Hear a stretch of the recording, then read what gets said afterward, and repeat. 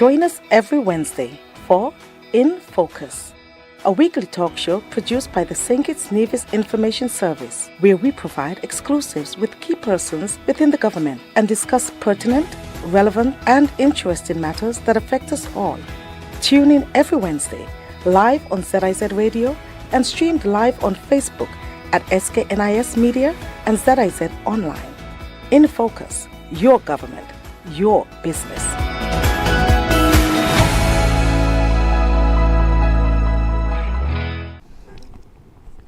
I'm Ian Richards, welcoming you to InFocus, a weekly program that takes a closer look at what's happening within and across the government of St. Kitts and Nevis.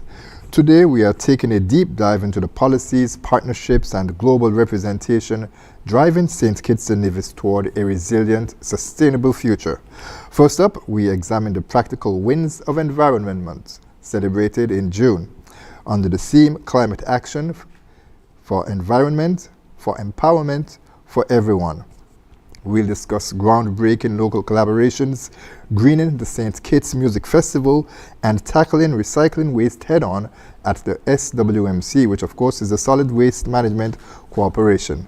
Minister of Environment, Sustainable Development and Climate Action, the Honorable Dr. Joyelle Clarke, is here to share her insight. Then in segment 2, we pivot to the international stage. Joining the minister will be her permanent secretary, Sherilita Dore-Tyson, and the Director of Economic Affairs and Public Sector Investment Planning, Aaron Manners. And they will unpack the Federation's powerful presentation at the United Nations High-Level Political Forum in New York, highlighting our voluntary national review, regional leadership under Sustainable Development Goals, and critical engagements with our diaspora. Stay with us for InFocus for discussion on delivering the Sustainable Island State Vision. If you haven't done it as yet, please do it today. Subscribe to our YouTube page at SKNIS Media for regular updates, live coverage, and even more information on your government. While you're at it, like, share, and interact with our Facebook and Instagram pages at SKNIS Media and SKNIS Info.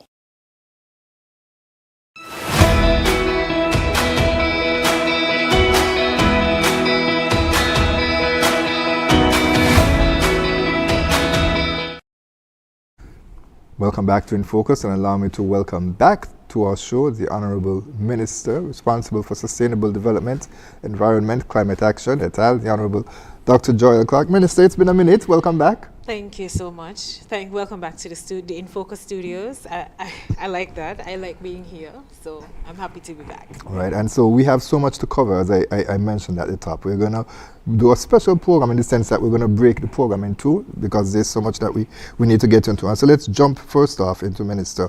As I mentioned at the top, World Environment Day. Mm-hmm. Of course, that was celebrated on June 5. And it was celebrated with a series of activities throughout the month here in St. Kitts and Nevis. Now, what notable outcomes would you say were accomplished for the month? Thanks for that question. And yes, for the Ministry of Environment, Climate Action et al., including solid waste and parks and beaches, we decided not only to join the global celebration of World Environment Day, but to extend it to Environment Month. And for us, the most notable accomplishments would be the Partnership for Environment. That was part of our goal to encourage more stakeholders to come on board with the Department of Environment and our partner departments, and for me that was a resounding success. Was that a specific name of an initiative, or is it just something that you came up with? Well, we do have an Environment for Everyone campaign, and in order to pursue that campaign, we recognized that we needed to have more collaborators and partners, in particular the private sector. Much of the environmental gains that we can make require close collaboration between government, private sector, and the continued partnership with the community-based organizations who have been some of our greatest friends. Yes. And individuals as well, so it's not just about organizations. Every individual has a responsibility. Correct. And that's really the what we're trying to push throughout the schools, throughout the communities, that it's not just the Ministry of Environment that's responsible for the environment. Everyone has a responsibility and should play a part. Now, as I mentioned, the theme was Climate Action for Environment, for Empowerment, for Everyone, which essentially captures what you just explained. How impactful was this team in shaping the achievements? For the month, we recognized that the partners who came on board understood the agenda, that it's not just about us, it's not just about our resources, but we are going to assess the impact of this Environment for Everyone campaign at the end of the year. I think we launched this sometime last year with our revamp of our community cleanup campaign. We're going to push it for a year to see how many more partners will come on board, the impact in the communities when we go to the schools, which we do on a very regular basis, to determine what level of success has been achieved or we achieved by using Environment for Everyone as our campaign. And do you want to mention who some of these partners are? I appreciate you may not be able to mention all of them.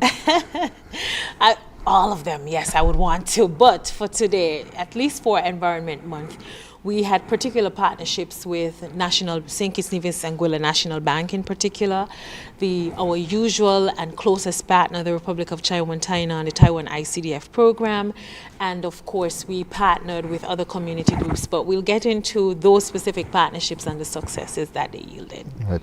Give us a sense of the activities, because of course, as I mentioned, there was a series of activities that were held over the months, and we're not going to go through all of them. Of course, there was quite a number of them, but give us a sense of those that really stood out in terms of having that impact. Right. So yeah, we really maxed out the month, and we did so without having to expend a lot of government resources. We also had one of the newest partners who came on board a second time is UNICEF. Now, UNICEF came on board in January when we had our Climate Action and Youth Forum that was working towards the development of our nationally determined contributions 2.0, and then the partnership was so great. They said, hey, let's come on board again, and they came on board with us for our Green Expo. So UNICEF, National Bank, they were platinum partners for our Green Expo, and for me that was one of the most impactful activities that we had, not just because they had one of my favorite local dishes, which was conky, which was made by Andy Blanchett, and I ate the most, and I'm happy about that, but because we had UNICEF coming on board to push our climate and youth agenda and our environmental agenda. It was fully sponsored by National Bank, UNICEF, and of course some government resources. And then we were able to give space free of cost to a lot of our local entrepreneurs and small businesses who are pushing an environmental agenda, who are understanding the need to transition in how they prepare and package goods. And they were on board, our local craft vendors. So that for me was an experience, and I look forward to doing this bigger and better next year with even more partners who made it possible. Before you move on to another activity, if there's another one that you have to mention, I should point out that the Green Expo was held on June 19th. Yes. And it was held under the theme bringing sustainability home, and that was at the Royal Bastia Valley National Park. So I imagine, based on what you're saying in terms of the vendors and those who have participated, that really honed in on that message, bringing sustainability home. Yeah, and that's the thing.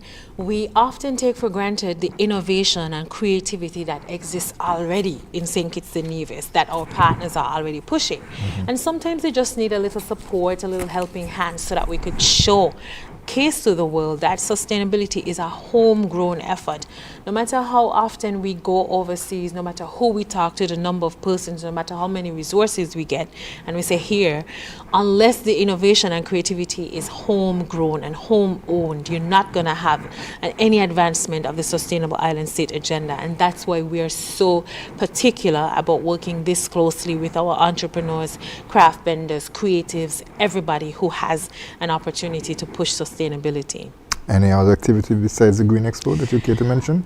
Well, we did our usual visits to the schools. We did our forest dash that incorporated the primary schools in particular, and I think that was, I didn't make that one deliberately. I cannot dash in a forest, but our young people, the young students were able to do that, and they had a blast.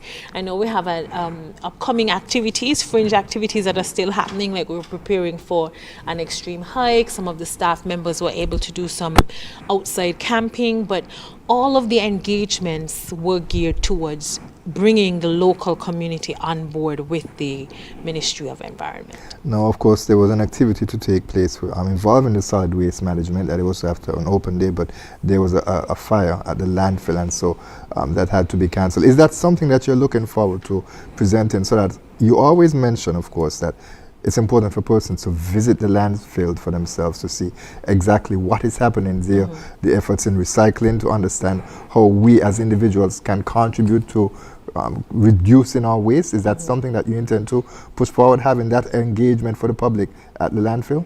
Yes, and I'll speak about the landfill just now, but it would be, I think you're going to ask me either way about music festival. So let's not forget to talk about music festival as one of the most exciting experiences we had. But we didn't actually cancel the landfill event. We just moved it to the solid waste management headquarters, and the staff were there. They were very happy, and we participated in, that bonding exercise, showing appreciation to the staff. But you're right, because of the landfill fires, we weren't able to celebrate and invite persons to the landfill as we expected. And all of us saw on the statuses you drove past, anywhere you were in St. Kitts and Nevis, you could see this black smoke emanating from the landfill, which was, again, a poignant reminder for us that we have to do more about waste management in St. Kitts and Nevis. But solid waste is making some serious gains, and we can also get into that, because I'm ready to boast about the transformation at solid waste. Well, let's go there, because I was going to mention the St. Kitts recycling project. Of course, that is something that it's been, I think it's been the third year now that project has been implemented. Yes, beyond 3 years, but beyond 3 years, it started, I don't want to say, but I know 2 ambassadors ago. And we've had, this is our third ambassador that I know from the Republic of China. I was reminded by ambassador, I can't remember his name. No, I'm not remembering his name, but he's now based in New York. And we had a bilateral session together. And he reminded me that the solid waste recycling program started under his ambassadorial postage here in St. Kitts and Nevis. And we since then had Ambassador Lin for 7 years, and now we have Ambassador Tao. But the important thing is that this relationship with the Republic of China, Taiwan, through the Taiwan ICDF, is generating for us serious gains. We've moved from recycling plastics to recycling, we're now collecting cardboard. We're also using, through solid waste, recycling and shipping metals, scrap metals. So we're seeing more and more persons are coming on board beyond just the school children who do this as on a competitive basis. And it's making its rounds. Our next commitment was to have recycling as a ministry-wide endeavor, and then as a private sector-wide endeavor. Of course, it's about transportation and logistics, but we are so willing to work with all the partners who want to come on board. And the challenge with recycling, Minister, because it has to be ingrained within our people. It is something new, and we don't necessarily see from the onset that there are persons who are dedicated to recycling household waste.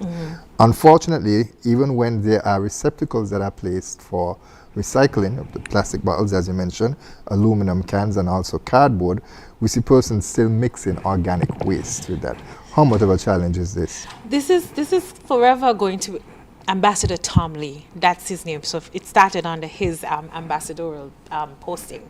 So this is forever going to be a challenge, because behavioral change is needed with waste management. And after the willingness for persons to say, okay, I need 4 receptacles and I'm going to use this color for this, etc., and you continued education, you then need enforcement. And that's the experience of most larger cities, where you're going to be fined by the city council if you put plastic in a compost bin, or you put out the wrong garbage on the wrong day, etc. We know that this early in the game, it's about education and behavior change. So we're focusing our education efforts on our younger cohort of children. We're also working with our mighty ambassadors, environmental ambassadors, who work along with us, who are also very integral in the success of our Environment Month. And we know that we don't want to go to enforcement, and Solid Waste Management Corporation is mindful of the fact that eventually we're going to have to generate options for persons, be it today, Tuesday is Green Waste Day, Thursday, it's Plastic Day, compostables. We know that there has to be a lot more community organization in terms of where do you put certain type of waste. Solid Waste has made some strides in terms of giving you specific days around the Christmas season when you could put out your white goods we're going to collect. It also requires serious investment from the government to then provide solid waste and other private partners with options to have smaller collection bins if you're just going to come out and collect plastic bottles. But it's a strategic plan that we have to move towards, along with the country, the type of recycling and sorting at home that would make management of waste at the landfill better. Okay. And of course, one of the activities that notably happened during World Environment Day, which was June 5, it was a Friday, and I will remember because I participated in it. We saw at the Antioch Baptist Church, they came on board with the St. Kitts Recycling Project. And it was a historic first in the sense that I was told by the chair of the solid waste, Darren Edmead, that it's the first time a church has partnered with the St. Kitts Recycling Project in terms of hosting a bin. And it also was historic in the sense that it marks the first time that a recycling bin has been placed in the Limekiln area for persons in the village and surrounding communities to take advantage of that. You spoke about the importance of partnerships. I imagine that this is where this comes in. Yes, kudos to Antioch Baptist Church and their membership and leadership, because this is exactly what we want. The church in itself is the space where you could get so much more done through the pastor saying this is a good thing, because we trust and believe in our leaders in the church. And so naturally, when Antioch Baptist decided that they're going to come on board with the environment, we jumped at it, because this is what good community stewardship is. And the placement of the bin there in and of itself says so much about Antioch Baptist recognizing its own responsibility to not just our spiritual souls, but our environmental lives. And we're very happy about that. We look forward to other churches coming on board and saying to us, hey, we would like to host a bin, we would like to partner in your recycling program, we would like to be part of the competition. We are willing, we work with you based on whatever you are offering, what you need to ensure that you are able to participate in the recycling project. No, and this is not the first time the Antioch Baptist Church has proven that it is very sensitive to environmental issues. I could recall that even in the construction of the facility, they were mindful about the space being able to function as a proper shelter, about having water catchment, etc. So it really says a lot when churches partner with the community and community can partner with the church and the government to really push environmental issues, which is really about protecting people. So we're very happy. Kudos to them. Yes, and also they had their young persons engaged in water management, as you mentioned, in terms of projects that young persons themselves get involved with. But also there's the sustainability aspect in terms of reef protection. That is also something that they've participated in. And the recently concluded Vacation Bible School, the theme was protecting and celebrating God's creation. So it really was a focus on understanding that everything that is in the earth was provided by God, and we have a responsibility to take care of it. And that's the message that was delivered directly to the children. And that's an excellent message, because Christianity, and I'm no expert in spirituality and protecting God's resources, protecting the environment, protecting each other. It's all a part of how we live better on earth and how we serve God in doing so. So we want to thank Antioch. We want to thank all the other churches and the other camps who reached out to the Ministry of Environment and Sustainable Development. Right now, our education unit has been actively visiting camps. We give our 15-minute lesson. We have our paraphernalia that we distribute to our good students who can answer the questions about sustainability. And we are here to engage and support even now any camp that wants us to come and do a quick lesson and fun lesson and give out some goodies. I just need to contact the department. Yes. All right. Minister, let's also talk about partnership as well. And this time it's with a private sector entity, the St. Kitts Nevis Anguilla National Bank. Now, it served as the official sustainability partner for Environment Month, and you touched on it earlier in terms of their partnership as well too. Is this a new initiative that was launched earlier this year? This is not the first time that National Bank has partnered with the ministry, but it is the first time we made it so spectacular, thanks to National Bank and their resources. I would say also that not just at Antioch Baptist Church, but we have bins placed around the island at other locations, so we're seeing an increasing interest by community members to work with our bin and our recycling program. So I just want to give everybody a little shout out for that too. But National Bank came on board and recognized, which is exactly what we want the private sector to do, recognize not only the wins for partnering with the Ministry of Environment, but the wins for being a sustainability partner. All over the world, we're seeing the private sector acknowledging that green transitions is not only cost effective, it's profit making. And if you offer solutions, especially through your, let's say, business, your investment portfolio, your loan portfolio, etc., there's so many creative ways in which multilateral development banks are offering concessionary options to local banks to invest with small businesses and entrepreneurs, etc. So National Bank has put its hand out and said, hey, we want a partner, and naturally we would. And the relationship is ongoing. It's proving that the private sector is the critical partner, not just for the resources, but also for the opportunities, training, options they could offer to anyone who wants to come on board. So we thank National Bank for that partnership and look forward to them partnering with us again for Sustainability Month, which is coming up.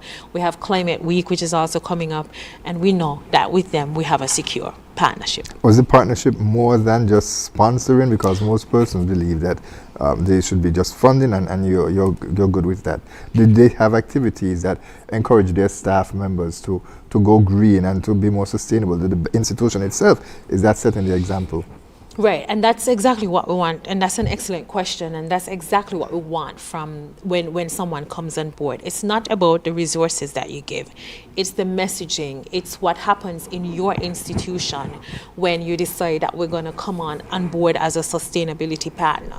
Now, we're working to ensure that the partners don't just come with resources, but they participate. And National Bank actively participated in our Green Expo.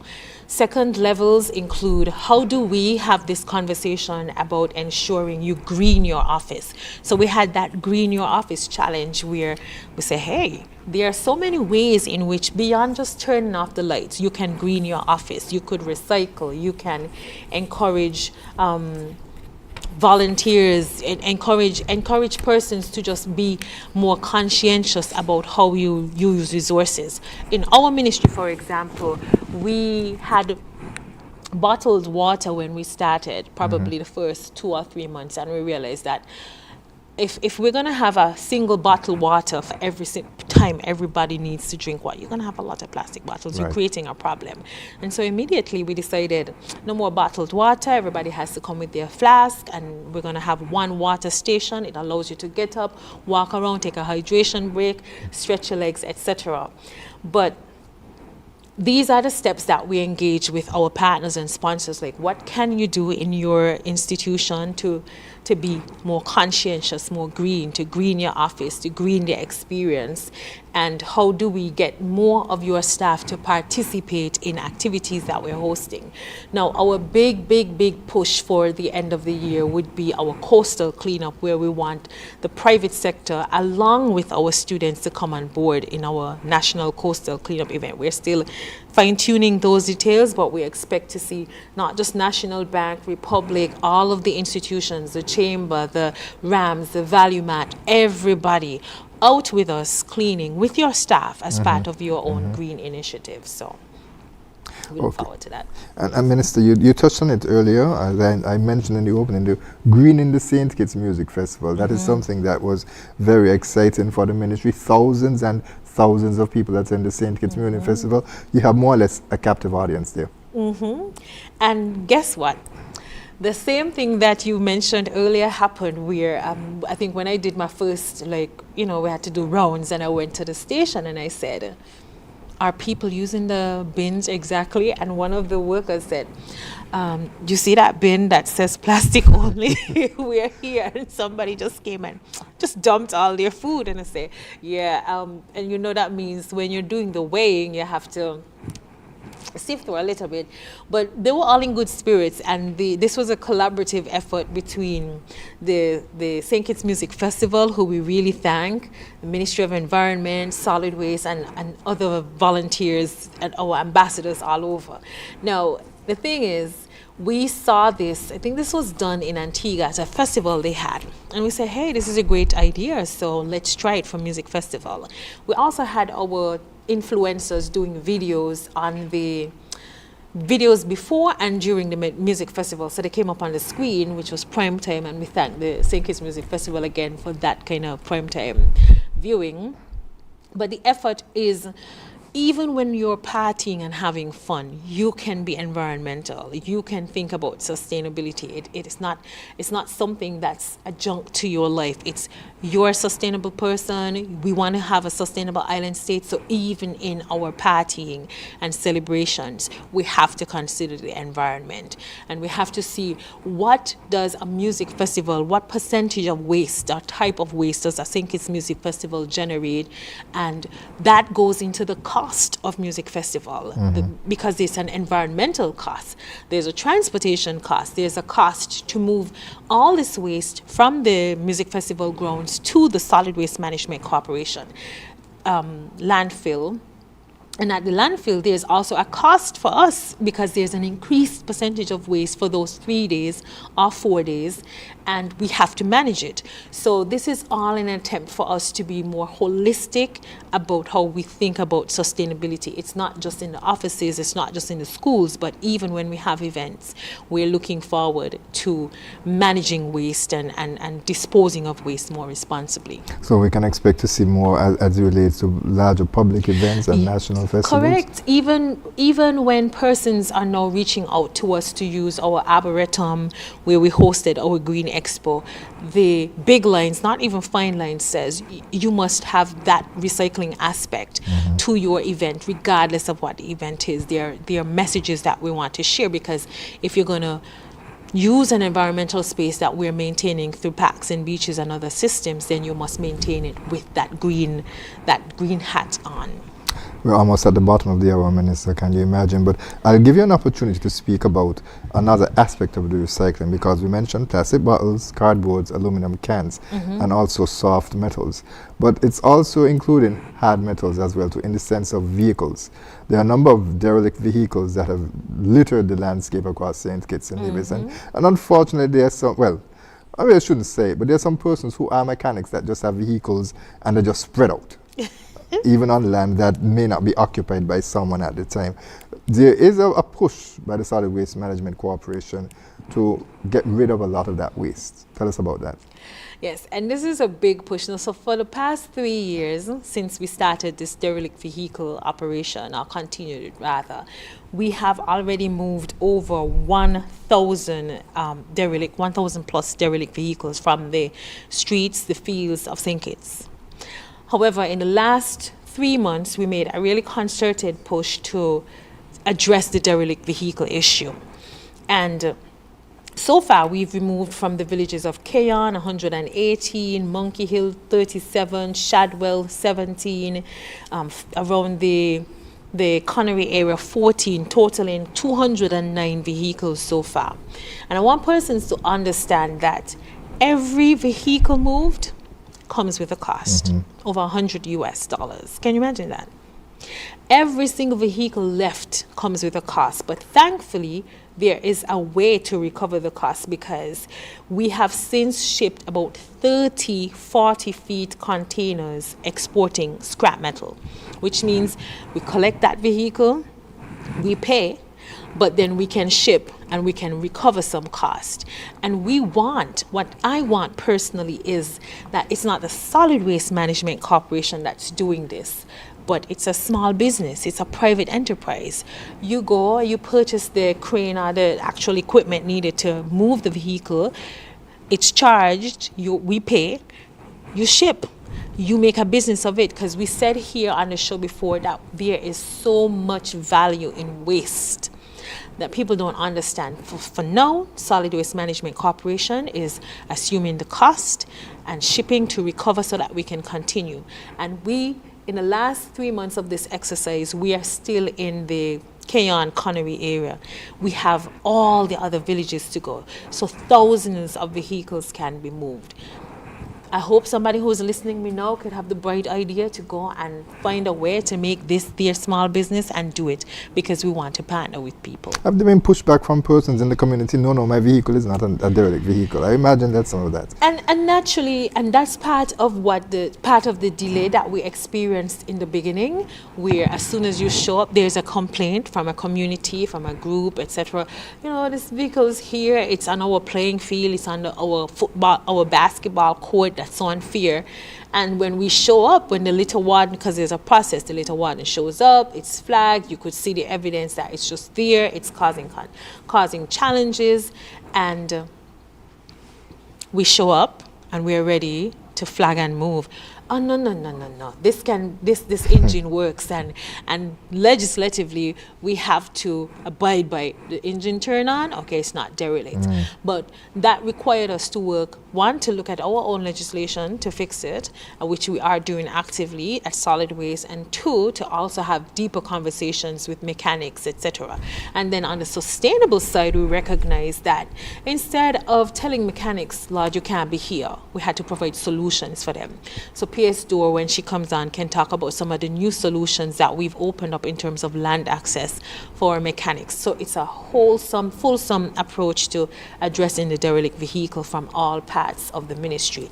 But yeah, people are complaining that we're going with their vehicle, but your vehicle is causing more problems for the community, and we really have to work on that. So if you know of an area that's really problematic, you call Solid Waste, you call your little wardens. We now have a full slate of little wardens, voluntary and persons who are compensated.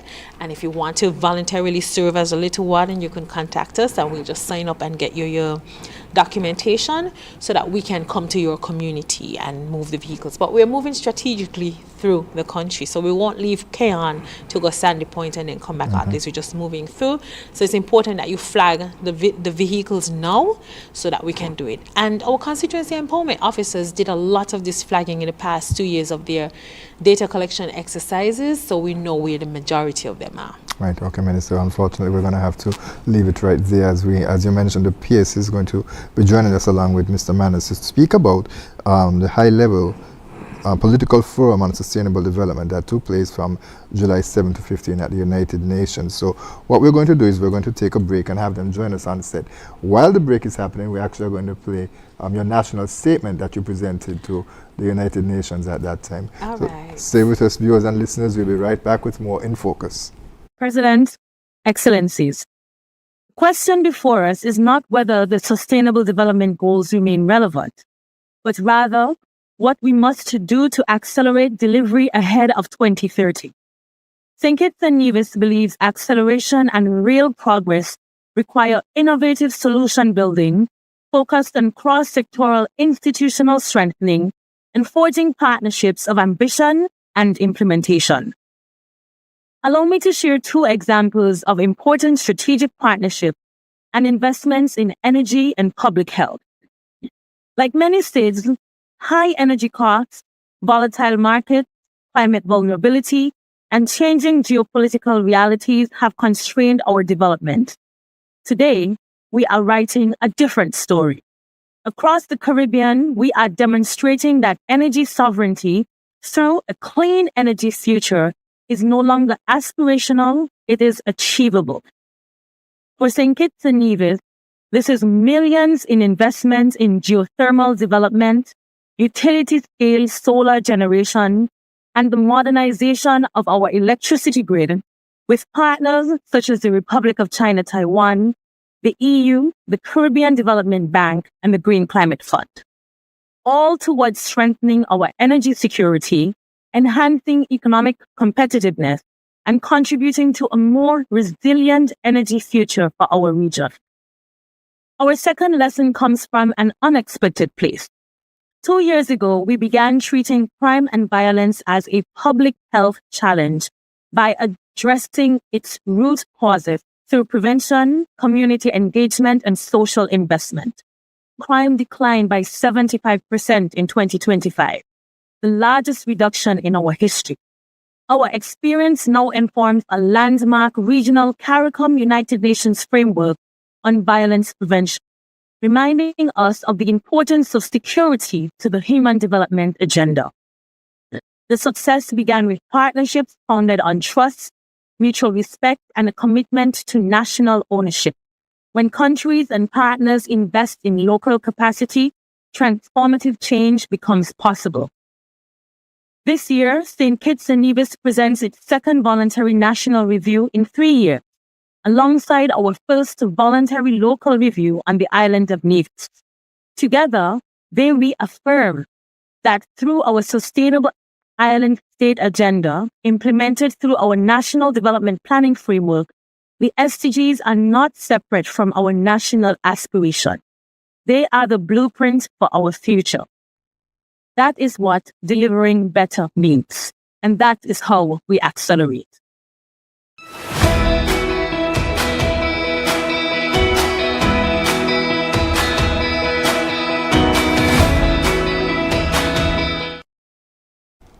Welcome back to InFocus. We are joined on set along with the Minister. It will be the Permanent Secretary, Sherilita Dore-Tyson within the Ministry of Sustainable Development, and also Aaron Manners, who is the Director of Economic Affairs and also Public Sector Investment Planning.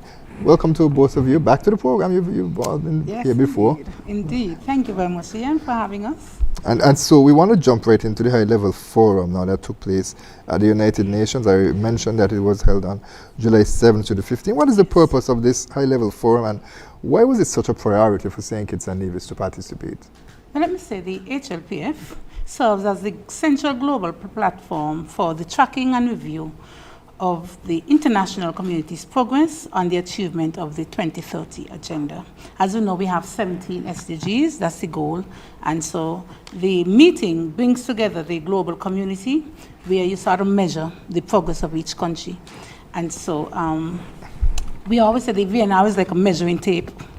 It gives you an idea of how far you are along the line, of the progressive line.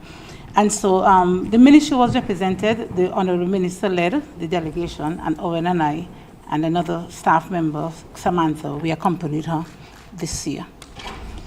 Why is it important? It's important to St. Kitts because it allowed us to give the St. Kitts Nevis spin. It allowed us to give the St. Kitts Nevis perspective in our own unique way. We are saying to the world, listen, this is where we are. Just as I said, it's a review of the progress that we have made so far as a country. So that is why it is a critical meeting for us to participate in. And I note that the first voluntary national review, or the VNR, as you called it, as it's commonly known, was presented in 2023. And St. Kitts and Nevis has the distinction of being one of the only 2 member states of the OECS sub-region to present more than one VNR. And also, as it relates to CARICOM, I believe there are only 8 countries in total that also were presented at the VNR, the second VNR. So talk to us a bit about the significance of why we had to present a second VNR. Why not just do like others and say, we're only going to have one? Because we awesome. It's not that we like work, because the VNR is a lot of work. It was a lot of late nights, a lot of late days. But as I said, we have to let the world know this is where we are on this spectrum. This is how far we have reached. And having the data, analyzing the data, presenting the data, we realize, okay, these are some of our strengths, these are some of our weaknesses, these are some of the changes that we have to make in order for us to reach that 2030 milestone.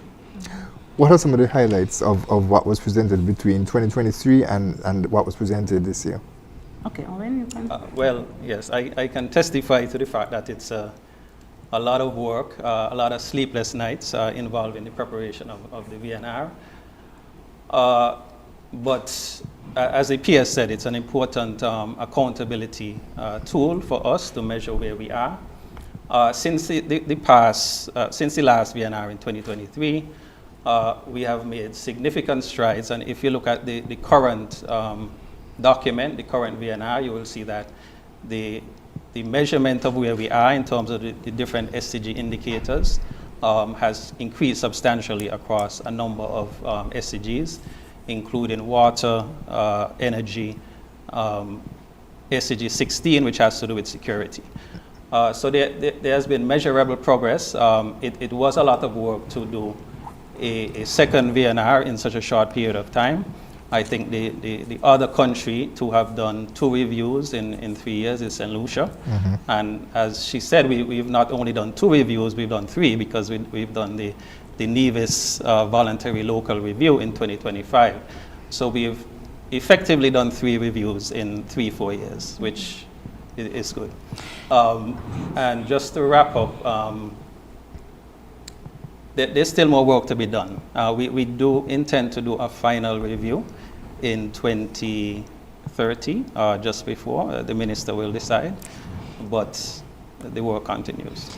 I should add, maybe I think PS is just about to add it, our successes in watering, for example. Yes. This particular meeting, we focus on 5 SDGs in particular. We focus on clean water and sanitation. We focus on affordable and clean energy. We focus on SDG 9, industry, innovation and infrastructure, SDG 11, sustainable cities and communities, and SDG 17, partnerships for the goals. So those are the focus for this particular meeting. And with regard to why we should share with the world. Now, 2 years ago, the Prime Minister and Minister of Finance gave us a charge. He needed all PSAs when presenting their budget estimates to ensure that they were addressing a particular SDG. Now, if we're going to present to the nation that we want to be a sustainable island state and we have our national development planning framework and our budget is SDG aligned, then we have to have that level of accountability. Yes. And in some cases, we also have to take advantage of the opportunity to share not just with St. Kitts and Nevis and the region and the world that our commitment and investments in SDG 6, for example, clean water and sanitation, where we have pushed for the eradication of pit latrines, and where we are now seeing, is it a 75% increase, move from 25% to 70% increase in persons in the Federation having access to 24/7 access to water because of the commissioning of the Keon well, as well as the desalination plant, and the money is invested there. And with affordable and clean energy SDG 7, the Minister of Energy, who led our VNR presentation, clearly made it very clear that with the upcoming RFP that's out for the solar power, the solar plant, the solar PV project, we're also going to be making significant gains on the energy. So all of the work, all of the investments, and having our Minister of Finance say, let's prioritize energy, let's prioritize water. It's reaping the benefits, and we have to demonstrate this not just to locally but to our international partners so that they can be more confident coming on board with our projects and recognizing that St. Kitts and Nevis is a serious partner. And as Minister said, we're doing something here. Of course, certainly. And Ian, you cannot report on what you cannot measure. And that is what the VNR is. It's a measuring tool to see how far along the progress line we are. The inclusion of data from NIVIS as well is certainly important. It's one federation. Yes. And NIVIS itself has the resource of geothermal that is more likely to be developed as opposed to St. Kitts. I think there's some exploration taking place. But of course, with geothermal, then that helps the energy aspect of it. It's all a part of the SDG. It's all a part of the federation reporting. Correct. When geothermal comes on stream, NIVIS is not going to be measured as NIVIS for energy. It's the Federation of St. Kitts and Nevis, and that's why the partnerships that we're seeking between the EU or the CDB or GCF is a St. Kitts Nevis energy project. Be it geothermal, be it solar energy, be it wind, be it thermal, ocean thermal. It's about SDG 7 and how it is reflected for St. Kitts and for Nevis. Definitely. You mentioned the presence of the Honorable Congress Maynard, of course, the Minister of Public Infrastructure responsible for energy as well, to participating in the meeting. Why was it so important, Minister? The strategy behind having 2 federal ministers present at that time. That's the amount of work that had to be done. That's just simply the amount of work that had to be done. Now, because as PS noted, we are reporting on the SDGs that pertain to Minister Maynard's ministry, and she can speak a little bit more about that. And on the other end, I'm also the Vice President of the United Nations Environmental Bureau, so we also have an obligation to show up. The Minister and I, the number of bilaterals and other sessions that we had to participate in required that our energies would be split. We overworked this particular team. I am not ashamed to say it, but I have to acknowledge it, that and what people are seeing in 1 week of VNR presentation, there is a full year of work behind doing this VNR, and the last 3 months were particularly hectic. Emails at 2 a.m., 11 a.m., constant back and forth, and with the partnership and support of the UN mission, Ambassador Murchis Williams and Minister Councillor Wallace, we still overworked and really pushed for the week, but it was so critical that we did it, and hence the need for the 2. And let me just add as well, it just shows the synergy in the government. Remember I said the SDGs is not a Ministry of Sustainability thing, it's a government thing, so we have to use a government approach. The data is in the various ministries, the data is in the various departments, and so it's a collective approach to this report. So that is why the Minister Maynard was part of this. As a matter of fact, I'm sure you're going to ask us about how we presented it, because he presented it with a very unique St. Kitts Nevis flair. So I'm sure that is going to be your next question. Right, and actually I was going to touch on the fact that there were, as you mentioned, 5 of the sustainable development goals discussed, and there are 17 of them, of course. But we'll just mention the 5 again. We have SDG 6, which is clean water and sanitation, SDG 7, which is affordable and clean energy, SDG 9, which is industry, innovation and infrastructure, and SDG 11, which is sustainable cities and communities. And SDG 17, which is partnerships for the goals, for accomplishing that. Tell us about how that was presented, as you mentioned, that presentation that was done, and update us on some of the key points presented under each segment. Well, let me talk about the latter part. Owen and the minister can always fill in on the first part. Let me tell you, we did something different. And to be quite honest, if we had 5 more minutes, Minister, I am very sure it would have broken out into a St. Kitts Nevis jam session. We had the whole the whole floor engaged, because Minister Maynard did it very uniquely, a real St. Kitts Nevis flair. I mean, when you hear we're doing something, everybody got onto it, because people became interested in what we were saying, and at the end, everybody was like, where you all came from? Where have you been all this? You know, it was really, really a very successful event. So what did he use? What was his techniques? You mentioned the flair. What was the techniques? It's the repetition. Yeah. Repetition was key. After almost every paragraph, because we had our screen, we had our presentation, and they said we're doing something. So every time we mention one of the key points or one of the key achievements for the SDGs, we're doing something, and very soon the whole floor got onto it. We're doing something, you know. So the presentation was par excellence. We could not complain. It was really hands down the best presentation of all the countries that presented. Or when you want to give us some key points as to what we did in the actual presentation? Yes, so I'll focus on 3 areas. We have limited time.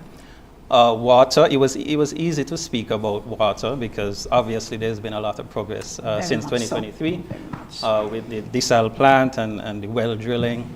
We also have donor funding in the pipeline from the Green Climate Fund, specifically for water, which we should realize by next year. So it was easy to speak about water. I think water formed one of the strongest parts of the presentation. Moving on to energy, of course, geothermal was the flagship initiative, and of course, that's a Nevis-born project, but now a federal project. And being someone from Nevis, I'm very pleased to see the integration between St. Kitts and Nevis and both islands. So although energy is at an earlier stage, where we talk about solarize and drive initiatives, and also the solar farm that is to come, it's clearly at a point where acceleration is on the brink. Okay, so water and energy were easy to talk about.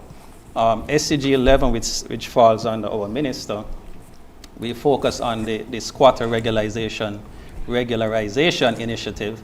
and we sought to bring out how that impacts people. So we didn't want a presentation that just focuses on statistics, but also on how persons were impacted by this initiative. All about people. Yes. Finally, although we had focus SDGs, we were able to respond about SDGs that were not in the 5. SDG 16 was important for us because of the public health approach to crime. So in most of our presentations at the forum, we said something about that because that is innovative for St. Kitts and Nevis, and it was important for us to bring that out. And the results speak for themselves. Minister, I know that you mentioned it also in your national statement that we just heard. The results speak for themselves. There is that significant decrease in crime. It is a strategy that has been recognized by the United Nations, by CARICOM, and it is something that is very successful. It is, and we were very happy to use that as one of our framing for partnership for the goals and for peace and security, because you can't have sustainable lives if you're not at peace. We can see it, whether it's in Sudan, whether it's Gaza, whether it's, you must have peace. And for us, peace, all things being local, peace has to be that sense of security, that reduction in crime.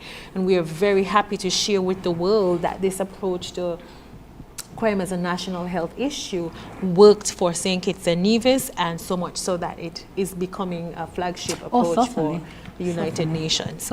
I would also add, the PS forgot to mention that after the presentation, everybody came to St. Kitts and Nevis and they said, we've seen hundreds of VNR presentations, and these are people from the UN. We didn't ask them anything, and they said this was the best ever.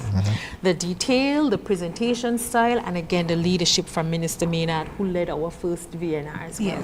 So it was an excellent team, Ian, and I am so happy as the Minister with responsibility for sustainable development to have this team behind us, to have the support of Minister Maynard, and to really have the recognition from various partners at the UN that St. Kitts doing something. St. Kitts and Nevis doing something. Right. I was going to ask about the feedback from the presentation, but I'll take it a bit further, Mr. Manners. I probably couldn't include you here because, of course, your responsibility includes public sector investment. How likely, and Minister, of course, jump in if you feel free, how likely is this presentation at the UN able to assist St. Kitts and Nevis in terms of achieving its sustainable island state goals, in terms of attracting more investment, in terms of ensuring that there is issues such as climate justice? It is something that has always been on the table, and move forward that agenda with support from the international partners, realizing, of course, SDG 17 speaks to that.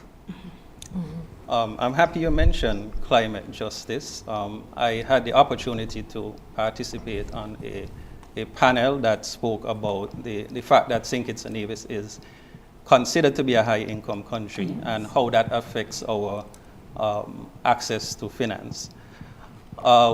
St. Kitts and Nevis has been the first country to pilot what we call the Vulnerable Resilience Country Profile, and that was done last year. That is a step that needs to be taken if we are to move forward at the global level with the multi-dimensional vulnerability index.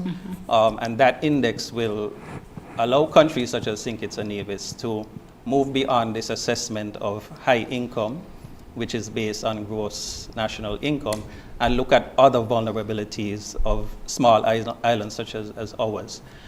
So we were pleased to participate in the panel and also to pilot that initiative, the first country in the world, to move forward the MVI, hopefully to be finally implemented at the UN level.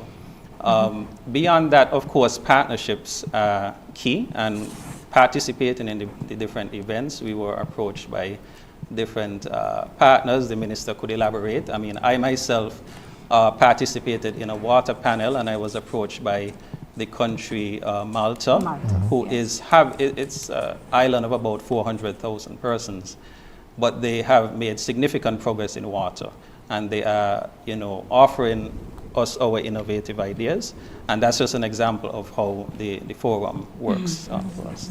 5 minutes left. Sure. Just briefly, but PS could continue with all the bilateral engagements that we had. People, if you don't show up to spaces, people don't talk to you. And if you don't have data to prove that what you want, which is a sustainable island state, to back up that you're actually making strides, people aren't going to take you seriously. And the fact that UN Habitat and all these other folks are saying, yeah, St. Kitts and Nevis is serious about they're building climate smart homes. They want to have energy. They want to have renewable energy. They want to give water to everyone. And they reached out to us, and PS has the daunting task of all the follow-ups and all the reports, so that when we show up again for UNGA, we are saying, this is how we want to partner. Even though just from these meetings we had at HLPF, we have to sit with our JEF9 team to see how we could program funds, get more access. But PS, please explain to them the importance of these meetings. Very quickly, PS. But I really think we should stress a bit on the other engagement that we had, which is the town hall meeting. I'm sure we're going to come back and we can further discuss that. But I have to mention our diaspora meeting, because that was also one of our successes when we were there last week. We engaged the diaspora on Tuesday evening, and it was really, Minister, how should I describe it? It was enlightening to hear from our very own people who live in the New York area. What were some of the things that they were interested in? They were interested in everything. I was surprised. They talk about energy, they talk about water, security, they talk about public infrastructure. These are their concerns, and we were able to address these concerns along with both ministers leading, of course. They had land questions, so we had land consultations as well. And it was really an eye-opener for me, because we think, they're over the but they are Kittitians and Nevisians just living in a different space. And so that meeting was really an eye-opener for me. And I just want to use this opportunity to thank the diaspora for coming out. It was a very successful meeting on Tuesday, right? Okay, I actually was going to touch on the diaspora aspect of it, and it's important that you mentioned that, because of course persons are remaining connected. Yes. Persons are familiar with what's happening at home. They have a vested interest. They still have families here. Some persons intend to retire in St. Kitts and Nevis, and so that is certainly important for them to continue to have that engagement. And of course there is a regional diaspora engagement taking place currently by the regional integration and diaspora unit, where there are some descendants of persons from St. Kitts and Nevis are currently here immersing themselves in the culture, and the responsibility is then to go back and to not only build that bridge within themselves, but also become ambassadors more or less for St. Kitts and Nevis. Minister, we are almost out of time, but as the PS mentioned in terms of land, and that was an issue that persons were critically engaged in, I believe that there is a development at Cabbage Tree and Karen that you would like to share about this. Sure, and PS could speak even more about it. And the development is for Cabbage Tree, for Lemon Hill, persons who are assigned lots in these areas, they are free to go and survey. Certainly. And start the construction of their homes. And we are very, very happy to say this. Now, the ministry has worked very diligently over the past year with the farmers who occupy these lots. 300 plus lots in some cases. We have said it in Parliament. We've been here on InFocus. We've said it on ZIZ Radio. We've said it in all our sessions that everybody deserves to survive, whether you are a farmer, whether you are a household, a landowner, because you want to construct your home. We have to pursue fairness, and fairness here is that one farmer cannot occupy lots assigned to 300 plus persons.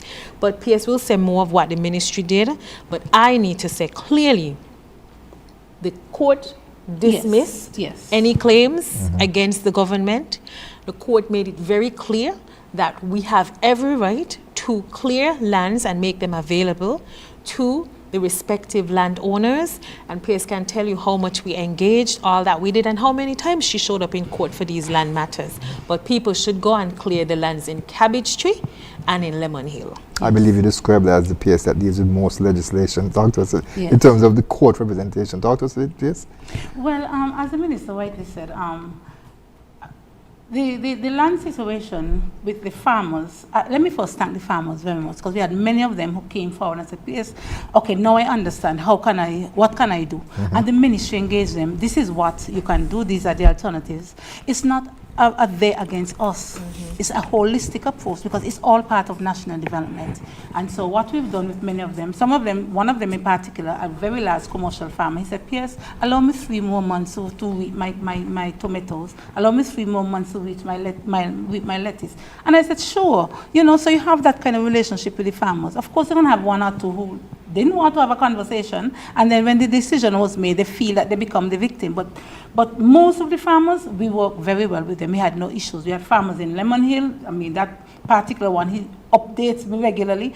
I've almost moved. You can come. You can let, so we have that kind of relationship. We had farmers in Newton Ground, in St. Paul's. So it's island-wide. And so we've maintained that relationship with the farmers. It's a cohesive approach. It's not a them and versus us. That's not how we operate.